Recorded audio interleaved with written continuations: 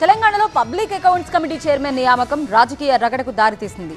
కాంగ్రెస్ నిర్ణయంపై గులాబీ పార్టీ గుస్సా అవుతోంది. ఫిరాయింపు ఎమ్మెల్యేకు పీఏసీ చైర్మన్ పదవి ఎలా ఇస్తారంటూ మండిపడుతున్నారు బీఆర్ఎస్ నేతలు. తెలంగాణలో కాకరేపిన పీఏసీ చైర్మన్ నియామకం, పార్టీ ఫిరాయించిన అరికెపూడి గాంధీకి ఎలా ఇస్తారని ఫైర్. పార్లమెంట్లో ప్రధాన ప్రతిపక్షం కాంగ్రెస్ కు పీఏసీ చైర్మన్ పదవి. కేంద్రంలో ఒక నీతి, రాష్ట్రంలో ఒక నీత. కాంగ్రెస్ పై తీవ్ర స్థాయిలో మండిపడ్డ BRS public accounts committee chairman గా అరికెపూడి గాంధీని నియమిస్తూ తెలంగాణ శాసనసభ ఉత్తర్వులు జారీ చేసింది. పార్టీ మారిన ఎమ్మెల్యేలపై చర్యలు తీసుకునే అంశంపై 4 వారాల్లో నిర్ణయం తీసుకోవాలని హైకోర్టు ఆదేశాలు జారీ చేసిన రోజే శాసనసభ కార్యాలయం ఈ ఉత్తర్వులు జారీ చేయడంపై బీఆర్ఎస్ ఆగ్రహం వ్యక్తం చేసింది. ఫిరాయింపు ఎమ్మెల్యేలపై చర్యలు తీసుకోవాలని కోర్టు చెబుతుంటే పార్టీ మారిన ఎమ్మెల్యేకు ఏకంగా పీఏసీ చైర్మన్ పదవిని ఎలా ఇస్తారని ప్రశ్నించింది. పీఏసీ చైర్మన్ పదవి కోసం బీఆర్ఎస్ నుంచి 3 ఎమ్మెల్యేలు నామినేషన్ దాఖలు చేశారు. మాజీ మంత్రులు హరీష్ రావు, గంగుల కమలాకర్, ప్రశాంత్ రెడ్డి ఈ పదవి కోసం నామినేషన్ వేయగా పార్టీ మారిన అనంతరం అరికెపూడి గాంధీతో కాంగ్రెస్ నామినేషన్ వేయించింది.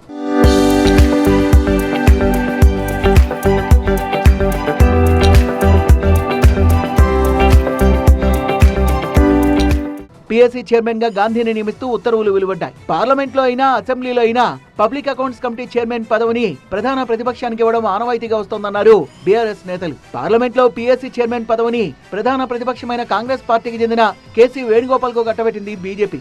అదే తెలంగాణకు వచ్చేసరికి పీఏసీ చైర్మన్ పదవిని తమ పార్టీలో చేరిన అరికెపూడి గాంధీకి ఇచ్చిందన్నారు. కేంద్రంలో బీజేపీ పీఏసీ చైర్మన్ పదవిని న్యాయంగా కాంగ్రెస్ కిస్తే కాంగ్రెస్ మాత్రం ఆ పదవిని తమ పార్టీలో చేరిన నేతకిచ్చారంటూ ఫైర్ అవుతున్నారు బీఆర్ఎస్ నేతలు.